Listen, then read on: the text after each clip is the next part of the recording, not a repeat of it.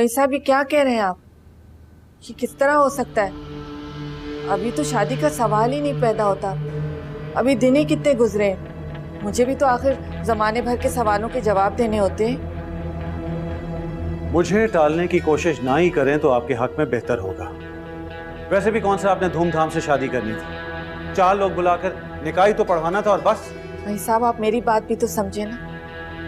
जब आप इंतकाल पर यहाँ आए थे तो सारे मोहल्ले वालों ने बातें बनाई थी। बड़ी मुश्किल से मैंने उन्हें समझाया कि आप मेरे रिश्तेदार हैं, तब जाके कहीं वो समझे। जैसे आपकी मर्जी। मैं आपको पहले ही बता चुका हूं कि शादी तो मैं सानिया से ही करूंगा, चाहे उसमें आपकी मर्जी शामिल हो या ना हो। और हाँ, वो जो आज तक पैसे दिए वो लाएं, यहाँ पर जरूरत है मुझे उनकी। पैसे? ये पैसे कहाँ से बीच में आ गए? अब वही साहब, ये रिश्तेदारों में कोई हिसाब किताब थोड़ी होता है।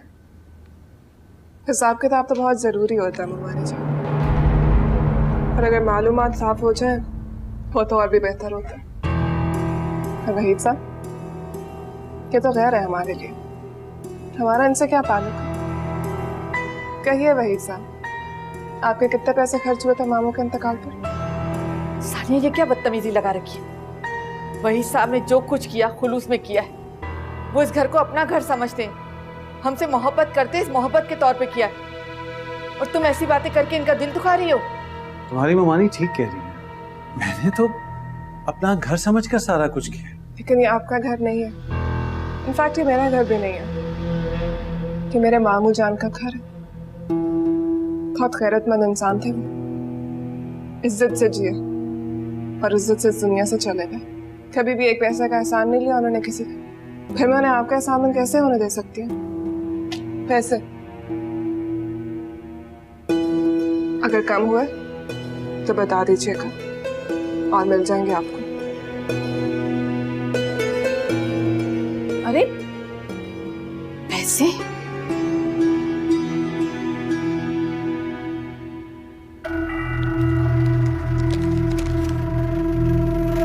इतने सारे पैसे?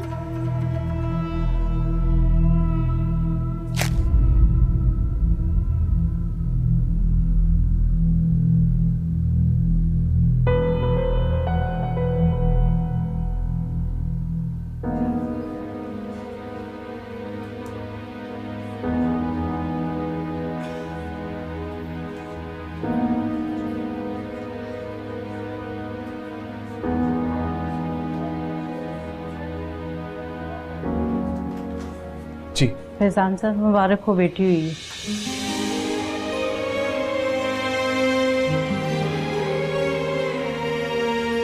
मुबारक हो बेटा।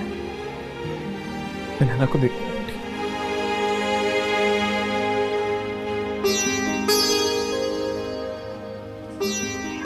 लाख शुक्र है, खैरियत से हो गया। गजब खुदा का, एक शरीफ इंसान की इस कदर बेइज्जती। सानिया, आज मुझे बताई दो, आखिर किस बात का गुरूर है तुम्हें? ऐसी कौन सी चीज है तुम्हारे पास जिस पर इतना करती रहती हो? हाँ, कभी सोचा है तुमने? तुम्हारे सर पर तो बाप और भाई का साया भी नहीं है, इतना अकड़ना बनता नहीं है। प्लीज अरीना, गुस्सा मत करो, अच्छी है, मैं समझा दूंगी। सानिया बेटा, अपनी मुमानी से माफी मांगो। किसी बात का गरूर नहीं है मुझ में मुमानी। मैं जानती हूँ मेरे सर पे ना तो बाप का साया है और ना ही भाई का, लेकिन मेरे सर पे अल्लाह का साया जरूर है और वो हमेशा रहेगा, क्योंकि खुदा अपने बंदों को कभी अकेला नहीं छोड़ता। आज मुझे तुम बताई दो, इतने सारे पैसे तुम्हारे पास आए कहाँ से? ऐसा कौन सा खजाना छुपा कर रखा हुआ है तुमने? मुझे तो जवाब चाहिए। कौन ऐसा हमदर्द है तुम्हारे पास जो यूं मुट्ठी भर भर के पैसे तुम्हें देता रहता है? जवाब दो।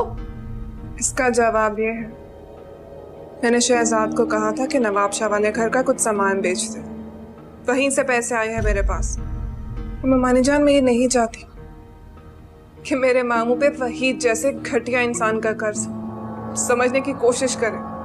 हाँ तो ठीक है ना, तुम पैसे मुझे दे देती, मैं हिसाब किताब करके दे देती। सारे क्यों थमा दिए उसके हाथ में?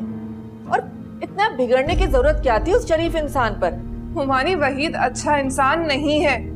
ये तो समझ में नहीं आता है कि आपको क्या खूबी नजर आती है उसमें। आपके आगे हाथ जोड़ रही हूँ, आप उसको इस घर से दूर रखें। अम्मा आप ही समझाएं इन्हें। अरे आपा देखे ना, बच्ची है, जज्बाती हो रही है। अपने मामू के जाने के बाद तो उसे कुछ भी अच्छा नहीं लग रहा। हर एक पर शक कर रही है, यहाँ तक कि वहीद पर भी। बड़ा अच्छा इंसान है, हमदर्द है। जमील के जाने के बाद बड़ा हौसला दिया है वहीद ने हमें। ये लो तुम्हारी सैलरी का चेक। शुक्रिया सजाद साहब को मेरी तरफ से शुक्रिया कहना। शुक्रिया की क्या बात है, काम करते हैं उनके लिए, वो हम पे एहसान नहीं करते, काम के बदले ये पैसे देते हैं। उन्होंने हमें ये जॉब दी हुई है, इनका एहसान ही तो है।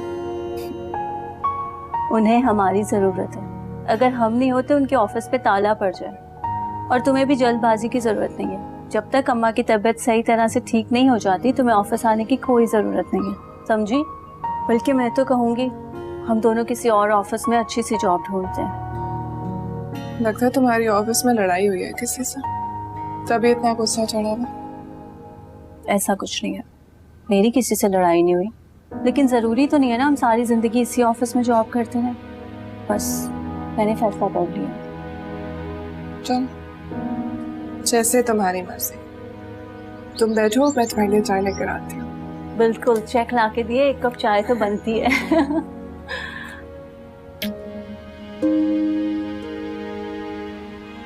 अल्लाह ने बहुत करम किया है।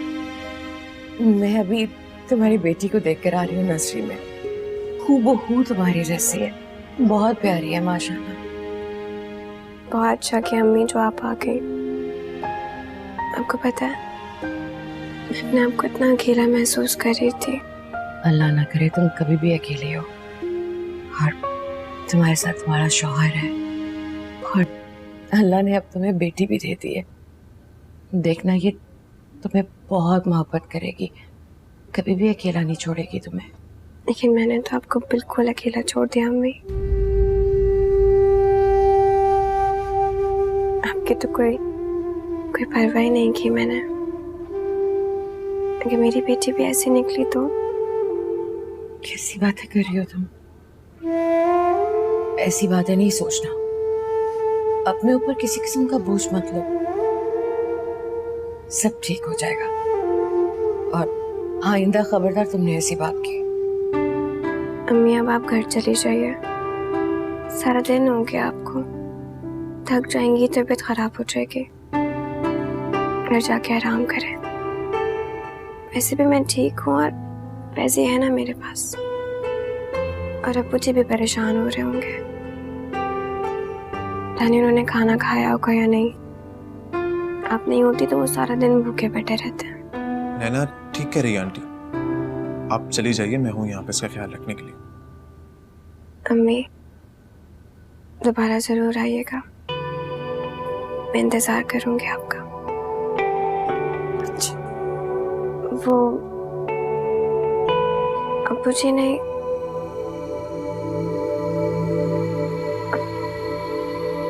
कुछ नहीं।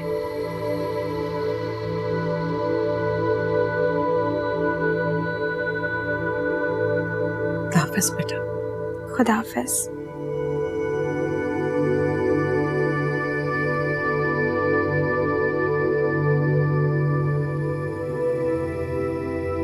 नैना मैं तुम्हारी अम्मी को बाहर तक छोड़ के आता हूँ। ओके?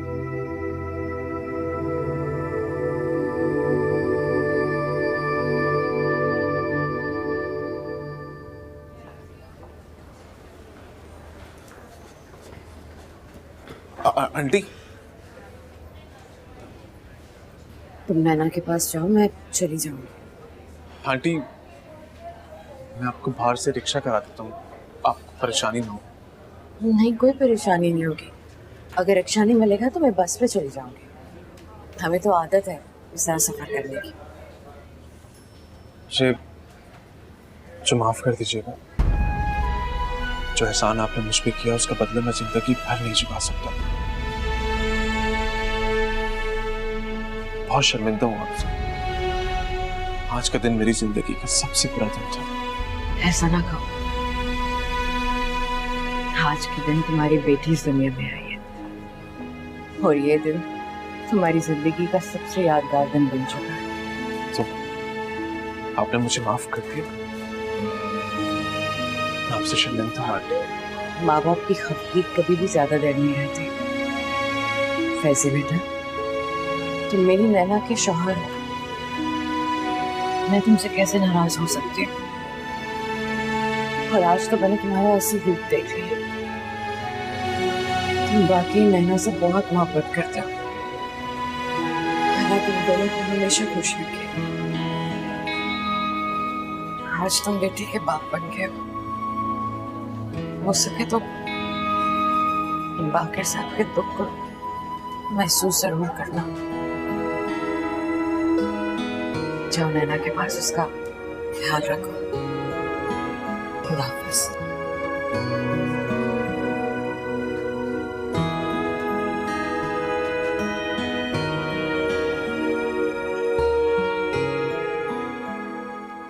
लुबना, लुबना, ए लुबना ठहर तो। कहाँ जा रही हो तुम इस वक्त? अरे घर में लोगों का आना जाना लगा हुआ है और इस वक्त तुम्हारा घर से जाना ठीक नहीं है। अकलौती औलाद हो तुम, लोग क्या कहेंगे? अम्मा इतने दिन से तो मैं घर में बैठी हुई थी, मेरा बहुत दिल घबरा रहा है। थोड़ी देर के लिए बाहर जा रही हूँ, वापस आ जाऊंगी। खुदा के लिए मना मत कीजिएगा। अच्छा ठीक है, लेकिन ये दुपट्टा सर पे सही तरह रखो।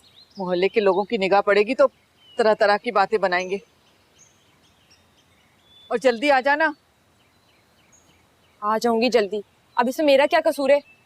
अगर अब्बा इतनी जल्दी चले गए तो मैं तो कहती हूँ कि आप भी सब्र करके बैठें। जाने वाली चीज थी, चली गई। अल्लाह ताला जिसे चाहे बुलाए और जिसे चाहे ना बुलाए। अम्मी आप खुद बताए ना, अब मैं घर में बैठ के शौक बना के क्या करूंगी? मुझसे तो ये उम्मीद मत रखिएगा आप। कुछ तो शर्म कर लेती। तुम्हारे आसे पर तुम्हारे अब्बा को घर पे छोड़ के गई थी ना। मालूम नहीं आखिरी वक्त पर कितनी आवाजें दी उन्होंने। क्या कुछ कहना चाहते हो? लेकिन तुम नालायक औलाद, अपने कमरे का दरवाजा बंद किए बैठी रही, खबर तक नहीं ली अपने बाप की। तो आपको कौन सी फिक्र थी अब्बा की? आप कौन सी उनकी खबर लेती थी? वो तो सानिया ही थी जो अपनी पूरी पूरी तनख्वाह अब्बा के इलाज में खर्च करती थी। आप तो अपना ढेरा पैसा भी उन पे खर्च नहीं कर सकती थी। सानिया अपनी पूरी पूरी तनख्वाह से इलाज करवाती थी। इतने अच्छे वाले डॉक्टर, इतना बड़ा मेडिकल सेंटर दवाइयाँ लाती थी। वही दवाइयाँ चलती रहती ना तो अब्बा जिंदा रहते। अगर आप अपना वो हकीम का काला पीला शरबत ना पिलाती ना अब्बू जान को, तो वो ना मरते, जिंदा रहते, हमारे साथ होते। लेकिन आपको कौन समझाए? मैं कोई दुश्मन तो नहीं थी तुम्हारे अब्बा की। मैं तो ये चाहती थी कि वो जल्द से जल्द ठीक हो जाए। और वो कोई ऐसे वैसे हकीम नहीं है। हजारों लोग उनकी दवाओं से शफा याब हुए। तुम्हारे अब्बा के दिन ही इतने थे तो मैं क्या करूं? अच्छा आप रोती रहे, मैं तो चली। मेरा मतलब है आप भी अंदर जाएं। अरे लुबना जल्दी आ जाना घर वापस। जमील, मेरा कोई कसूर नहीं है जमील। हम लोगों ने बहुत चाह और मोहब्बत से तुम दोनों का रिश्ता तय किया। तो कोई एहसान नहीं किया, आपको मेरी जरूरत थी।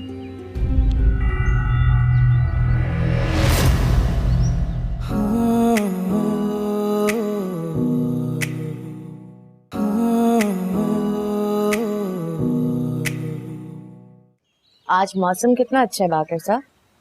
ठंडी हवा चल रही है, बादल भी निकले हुए हैं। हो सकता है बारिश हो जाए। शुक्र है कपड़े सूख गए। आपका कुछ खाने को दिल चाह रहा है तो मुझे बता दीजिए, मैं पका दूंगी। क्या बात है, आज बहुत खुश नजर आ रही हो, कोई खास बात है क्या? नहीं, कोई खास बात नहीं, बस वैसे। कल तुम नैना से मिलकर आई थी ना, कैसी हो? ठीक है, बेटी हुई है और माशाल्लाह इतनी प्यारी है, इतनी प्यारी है, बिल्कुल हमारी नैना जैसी है। आप देखेंगे तो। बहुत अच्छा किया तुमने। माँ होने की हैसियत से जो तुमने किया है वो तुम्हारा हक भी था और तुम्हारा फर्ज भी था। मुझे तुमसे कोई शिकायत नहीं है सलमा बेगम, बल्कि अगर तुम ये सब कुछ ना करती तो मेरे दिल पर बड़ा बोझ होता। आपने जो पैसे रखवाए थे वो मैंने। ठीक, वो भी जानती। अच्छा, बहुत अच्छा किया, इसीलिए रखवाए थे वो पैसे मैंने। लेकिन बस सलमा बेगम बस अब और नहीं। अब वो जाने, उसका शौहर जाने और उसके खानदान वाले जाने, अल्लाह ने सबसे बड़ी नेमत बेटी से नवाजा है उन्हें। बस अब तुम वहां नहीं जाओगी, कभी नहीं जाओगी, अगर तुम्हें अपने शौहर की इतनी सी भी इज्जत का ख्याल। मैं फैजी के दादा के सामने कभी सर नहीं झुकाऊंगा, चाहे कुछ भी हो जाए।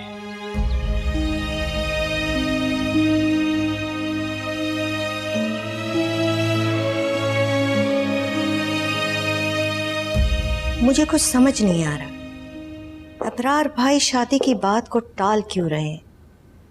बज़ाहिर कोई वजह भी नहीं। मुझे कुछ गड़बड़ लग रही है। खैर, अल्लाह बेहतर करे।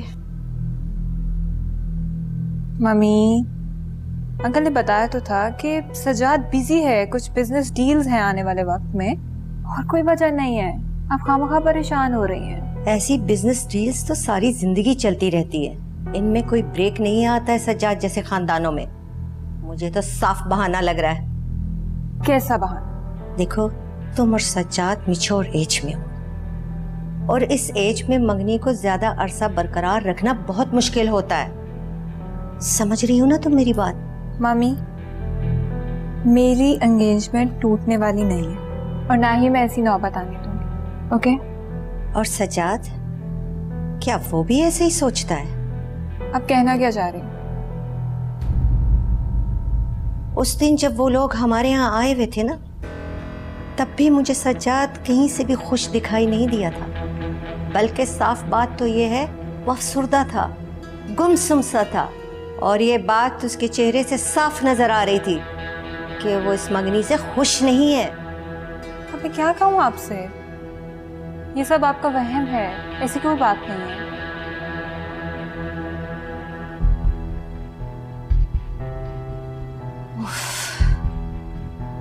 सज्जाद, तुमने मेरी बात का जवाब ही नहीं दिया। मैं तुमसे कुछ पूछ रही हूँ।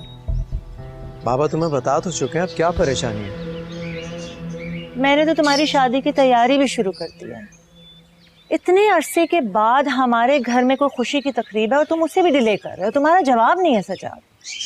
मैं अपनी रीजन बता चुका हूँ, और मेरे ख्याल में तुम्हें भी पता चल चुका है। फैजी की आड़ मत लो सज्जाद, मैं सब समझती हूँ। साफ साफ क्यों नहीं कहते हो कि तुम्हारी स्टाल मटोल के पीछे रीजन सानिया है?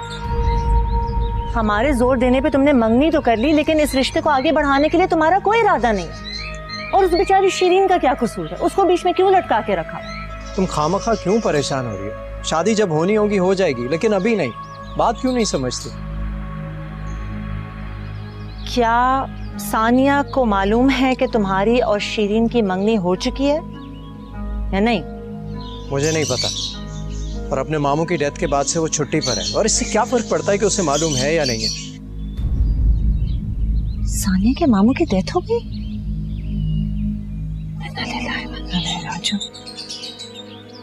मुझे तो किसी ने नहीं बताया।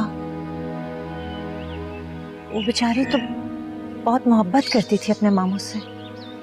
पता नहीं क्या बीती होगी उस पे। तुम गए थे? मैं कैसे जा सकता था?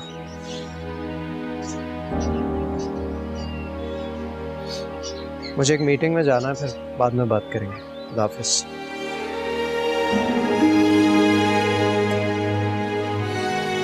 आपको इतनी जल्दी यहाँ नहीं आना चाहिए था। कितनी मुश्किल से मैंने सानिया को संभाला है। देखा तो था आपने उस दिन कितनी बदतमीजी से पैसे आपके मुंह पे दे मारे थे। मैं तो हैरान रह गई थी। मुझे तो यकीन ही नहीं आ रहा था कि सानिया के पास इतने पैसे हो सकते हैं। आप तो बस पैसों में ही उलझे रहिएगा। एक मामूली सी लड़की तो संभाली नहीं जा रही आपसे। बस आजकल मैं निकाह की डेट तय करें और किस्सा खत्म करें, मैं जानू और सानिया। क्या मतलब है आपका? पहले आपको अपना वादा पूरा करना पड़ेगा। आपने मुझसे कहा था कि सानिया और उसकी अम्मा जिस घर में रहेंगी वहाँ मुझे और मेरी बेटी को भी रखेंगे आप। और एक बात कान खोल के सुन ले, वो जो 15-20 लाख की बात हुई थी ना, अब पैसे उतने नहीं रहेंगे, अब पैसे बढ़ने चाहिए। देखे ना, अब तो मैं बिल्कुल बेवा और बेसहारा हूँ, कोई मेरा ख्याल रखने वाला नहीं है। और ये पैसे आपको सानिया से निकाह करने से पहले देने होंगे। एक फूटी कौड़ी नहीं दूंगा अगर मैं जिद में आ गया था, समझिए आप। अरे आप इतना गुस्सा क्यों कर रहे हैं? मैं तो आपको इस घर का फर्ज समझ के बात कर रही हूँ। मैं अच्छी तरह से जानती हूँ कि आप हम सबका कितना ख्याल रखते हैं। अच्छा चले, आप घर का इंतजाम करें और मैं ना आस पड़ोस में सानिया की शादी की बातें शुरू कर देती हूँ। मैं तो चाहती हूँ कि हर काम खुशी खुशी हो। आप नाराज ना हो तो एक बात कहूँ, उस दिन जो सानिया ने आपको पैसे दिए थे वो आपको लेने नहीं चाहिए थे। देखिए ना, ये सब आपकी शान के खिलाफ था।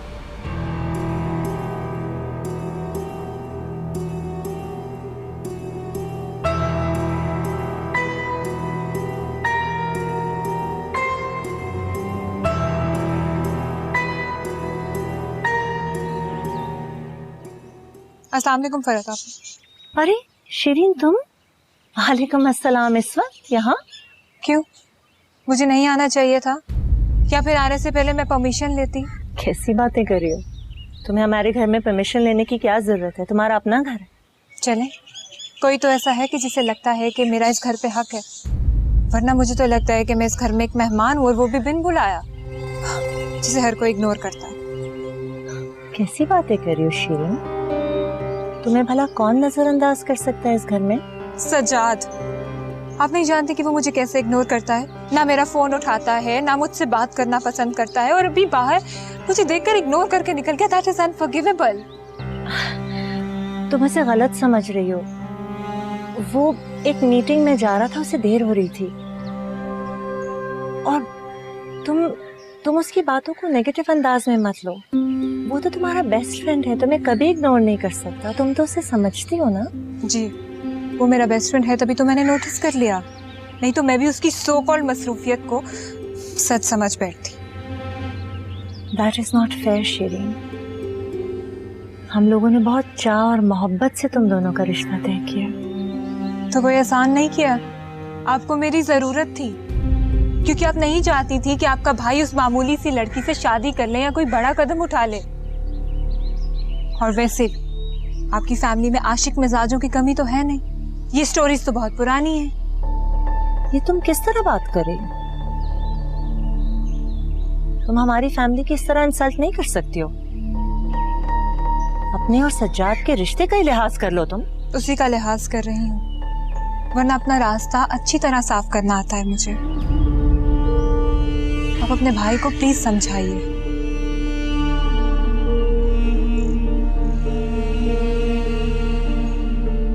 नैना, नैना, मैं सोच रहा था कि काफी दिन हो गए लेकिन तुम्हारी अम्मी नहीं आई यार। तुम उनको फोन करो, उनकी खैर खैरियत तो मालूम करो। फोन आया था उनका, वो बहुत याद कर रही है राबिया को। अरे अगर याद कर रही थी तो आई क्यों नहीं? तुमने कहा नहीं उनको आने का? मैंने कहा था उन्हें, लेकिन टाल गई वो। जरूर अब्बू जी ने मना किया होगा उन्हें, वरना वो अभी तक कितनी दफा आ चुकी होती। बेचारी मजबूर है अपनी मोहब्बत से, वरना हमारी शादी के बाद तो अब्बू जी ने बहुत गुस्सा किया होगा। हालांकि उनका कोई कसूर भी नहीं था।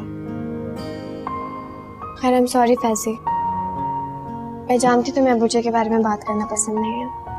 कोई बात नहीं, गलती मेरी ही थी, मैं ही ओवर रिएक्ट कर जाया करता था। एक बेटी होने के बाद मुझे अंदाजा हुआ कि एक बाप अपनी बेटी के लिए कितना टची हो सकता है। और वैसे देखा जाए तो सही बात है यार, हमने उन्हें बहुत दुख दिए थे। उनका गुस्सा जायज है बिल्कुल। आज नैना एक काम करते हैं कि आज हम लोग बाकर साहब के यहाँ चलते हैं। वैसे भी आज से मैं काम पे जा रहा हूँ, जब मैं शाम को वापस आऊंगा तो हम तुम्हारे अब्बू के यहाँ जाएंगे। मैं उनसे माफी मांगना चाहता हूँ। जो गलतियां, जो दुख मैंने उन्हें दिए, उनके लिए मैं अपोलोजाइज करना चाहता हूँ। और अगर तुम चाहो तो तुम मम्मी को भी अपने फोन करके बता देना कि हम आए। ये लो, अब ये रो रही है, इसको तुम संभालो, तब मैं अपनी चाय पीता हूँ।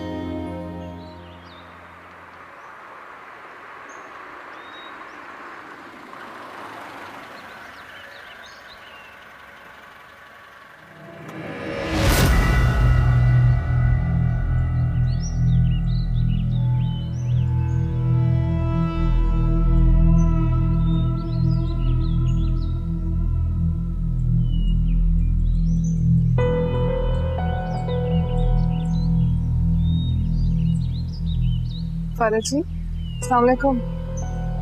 वालेकुम अस्सलाम। आप यहाँ बाहर क्यों खड़ी हैं? अंदर चले ना। हाँ, वो मैंने तुम्हारे मामू का सुना था, बहुत अफसोस हुआ। तुम्हें तो बहुत सदमा पहुंचा होगा। अल्लाह तुम्हें हिम्मत दे। आमीन। आप अंदर चले ना, अम्मा आपको देख के बहुत खुश होंगी। नहीं, मैं फिर आऊंगी। जैसे आपकी मर्जी। वो अच्छा, कुछ नहीं। ये क्या है? अम्मा की मेडिसिन है। मामू जान के चले जाने के बाद काफी बीमार रहने लगी हैं। अल्लाह उन्हें सेहत दे। आमीन। मैं फिर आऊंगी। मैं आपका इंतजार करूँ, बहुत जरूरी बात करनी है आपसे।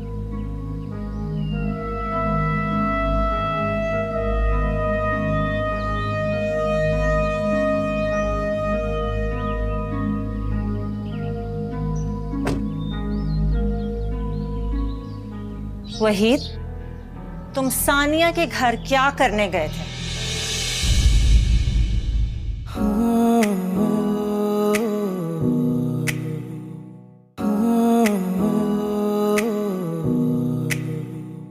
आपा देखिए ना, कितना सारा फ्रूट उठा के ले आया वही।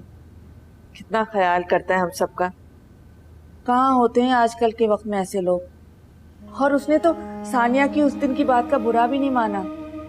कहने लगा कि आप लोगों के ऊपर इतना बड़ा गम का पहाड़ टूटा हुआ है और इस वक्त में इंसान जज्बाती हो ही जाता है। आपसे भी मिलना चाह रहा था, लेकिन मैंने कह दिया कि आप आराम कर रही हैं, तबीयत ठीक नहीं है आपकी।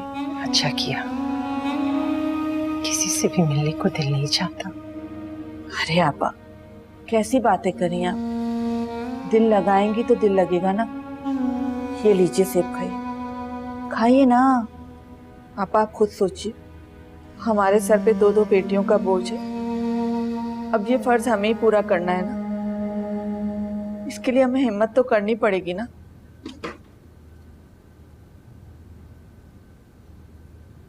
मुझे लगता है सानिया आ गई है। खुदा के वास्ते आपा, सानिया के सामने वहीद की कोई बात मत कीजिएगा, बिला वजह गुस्सा करने लगेगी। खाइए ना आप, ये लीजिए। अस्सलाम वालेकुम सलाम। आज देर कर दी तुमने आने में, मुझे तो बहुत फिक्र होने लगी थी। पैदल आ रही थी और वो रास्ते में कुछ नहीं, धूप काफी ज्यादा थी। अच्छा, ये फल कहाँ से आया? फल वो गली में फ्रूट वाला आया था तो मैंने ये फल ले लिए। कुछ ज्यादा नहीं है?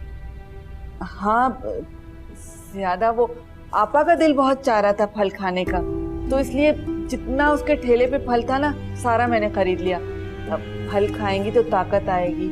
देखो तो कितनी कमजोर हो गई हैं। क्या ये टोकरा भी फल वाले ने दिया? टोकरा वो टोकरा तो स्टोर में रखा हुआ था, तो मैंने फल इसमें डाल दिया कि खराब होने से बचा रहेगा। आपा खाए ना फल। ये ले, आम काट दूं? मैं पानी लेके आती हूँ आपके यहाँ।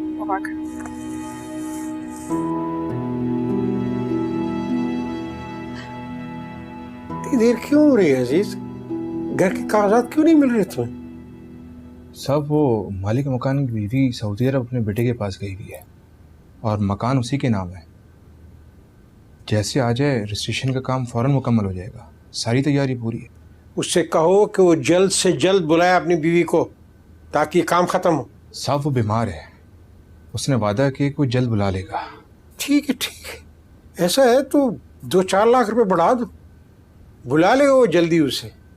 और हाँ, वो दूसरे काम का क्या बना? साहब वो काम तो हो चुका, और 1 से 2 दिन में फैजी साहब को भी खबर मिल जाएगी।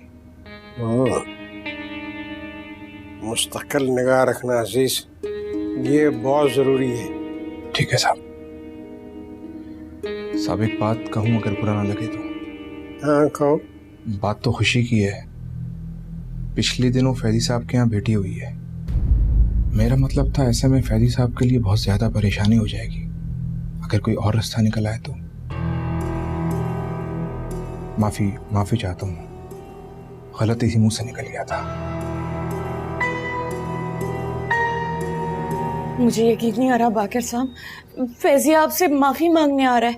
मुझे नैना ने बताया है, वो बहुत शर्मिंदा है, उसको अपनी गलती का एहसास हो गया है। क्या फायदा अब एहसास करने का, उसकी हरकत काबिल माफी थी ही नहीं। कोई जरूरत नहीं उसे आने की, तुम्हें नैना को मना कर देना चाहिए था, बल्कि अभी उसको कहो कि मत आए। ये आप क्या कह रहे हैं बाकर साहब? आप तो बड़े हैं ना, बड़े तो हमेशा छोटों की गलतियों को माफ कर देते हैं।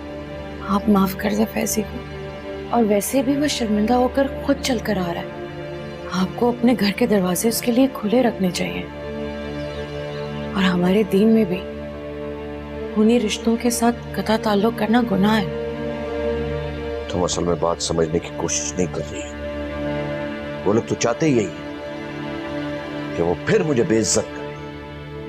फैजान के खानदान वालों से मैं और मजीद बेइज्जत नहीं होना चाहता। वो तो यही समझते ना कि हमने लालच में आके, दौलत के लालच में अपनी बेटी की शादी उनके बेटे से की, और इसीलिए मैं फैजान को सपोर्ट कर रहा हूं। वो जो समझते हैं उनको समझने दें। सारी अजियतें, सारी तकलीफें मेरी बेटी ने उठाई हैं, उन लोगों का क्या? वो तो अपने महलों में बैठे हुए थे। और अजीब सख्त दिल किस्म के लोग हैं, जरा भी एहसास नहीं है अपनी सगी औलाद तक का नहीं। आप छोड़ दो उन्हें, मैं आज उनके लिए खाना बनाऊंगी, आप जाए मेरे लिए चीजें ले आए। सलमा ये तुम क्या कर रही हो? कौन सी दावत कर रहे हैं हम? बस आए तो चाय पिलाकर रुखसत करना उनको, खाना बनाएंगे। क्या हो गया बाकर साहब आपको? आपका दिल तो बहुत बड़ा है, ये अचानक इतनी तंग दिली क्यों? माफ कर दें फैजी को, नैना की खातिर नहीं तो अपनी नवासी की खातिर ही सही। उस मासूम का क्या कसूर है? उसके लिए क्यों दरवाजे बंद कर रहे हैं अपने घर के?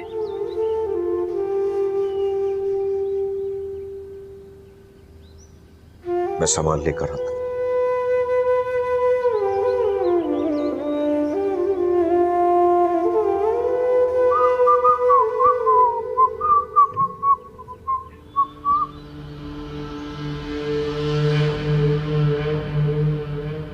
ऐसे क्या देख रही हो? कुछ नाराज लग रही हो। तुम कहाँ से आ रहे हो वहीद? मैं मसरूफ आदमी हूँ, 10 काम होते हैं मेरे। कोई जगह थोड़ी है मेरे जाने की। कभी ऑफिस, कभी प्रॉपर्टी के झगड़े। What office? तुम्हारा बिजनेस तो कब का डूब चुका है। रहमत मंजिल के किराए के पैसे और बाबा के यहाँ से आने वाले मेरे बिजनेस के शेयर से कई सालों से हमारा गुजारा हो रहा है। ठीक कह रही हो तुम। बदकिस्मती ने कभी मेरा पीछा नहीं छोड़ा। जो भी बिजनेस शुरू किया ठप हो गया, लाखों करोड़ों डूब गए। अगर बाबा साहब की शफकत या तुम्हारी मोहब्बत मेरे साथ ना होती तो मैं तो कहीं का ना रहता फरहद।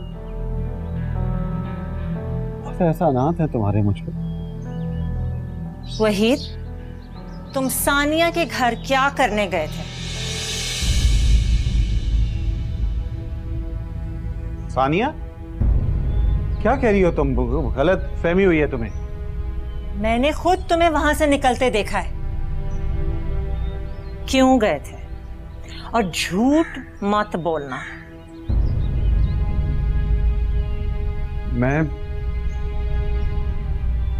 मैं तुम्हें बताना नहीं चाहता था फरहद, अगर बात खुली गई है तो छुपाना और भी गलत होगा।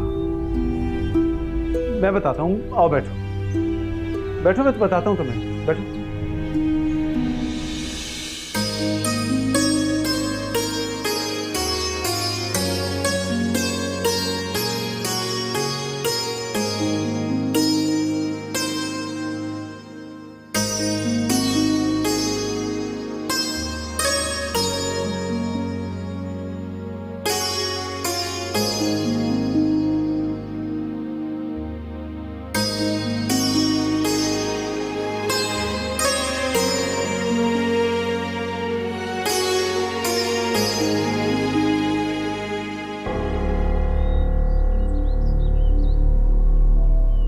How can I believe you? ऐसा कभी नहीं हो सकता। तुम झूठ बोल रहे हो। यही तो खराबी है तुम्हारी। सवारे जमाने पर तुम एतबार कर सकती हो लेकिन मुझ पर नहीं। ठीक है, मैं मानता हूं कि मैं अच्छा इंसान नहीं हूं, सब जानते हैं, लेकिन बाकी दुनिया भी कोई शरीफों से भरी हुई नहीं है। हर कोई अपना मतलब पूरा करने के लिए ना गेम खेलना जानता है। ये बात तो मानोगी ना मेरी? सज्जाद और सानिया को मैं ऐसा नहीं समझती। ये जो छोटे घराने की लड़कियां होती हैं ना, ये ऊंचे ऊंचे हाथ मारना जानती हैं। और सानिया अपनी खूबसूरती का फायदा उठाना अच्छी तरह जानती है। शक्ल से कितनी मासूम लगती है। मैं तो देखकर हैरान रह गया। दोनों घूम फिर रहे हैं, पता नहीं कब से ये सिलसिला चल रहा है। तुमसे जिक्र किया था सजाद ने क्या? अब देखो ना, खानदान को मुतमईन करने के लिए शीरी से मंगनी कर ली और वहां सानिया से भी चक्कर चलाया। मैं अभी बात करती हूँ सज्जाद से। क्या हो गया तुम्हें? सज्जाद से बात करने की जरूरत नहीं है फरहत। वो मेरी सानिया की मुमानी से बात हो गई है। अब वही खानदान की सरपरस्त है। उसने मुझसे वादा किया है कि वो जल्दी कोई अच्छा सा रिश्ता देखकर सानिया की शादी कर देगी। हमें परेशान होने की जरूरत नहीं है। और उसने तो एक रिश्ता ढूंढ भी लिया है। तो क्या सानिया मान जाएगी? फरहत, 5-10 लाख रुपए लगेंगे बस। और मैंने उसकी मुमानी को समझा दिया कि हमारे यहाँ ऐसी शादियां नाकाबिले माफी होती। देखो, वो समझ गई है। वो एक समझदार औरत है और थोड़ी सी लालची भी है। परेशान होने की जरूरत नहीं है। अब तुम आराम से सजाद और शीरी की शादी की तैयारी कर सकती हो, बेफिक्र होकर। मैं नहीं चाहता कि फैजी की कहानी दोहराई जाए। पता नहीं कितने सदमे सहेगा ये खानदान। पता नहीं फैजी का क्या हाल होगा।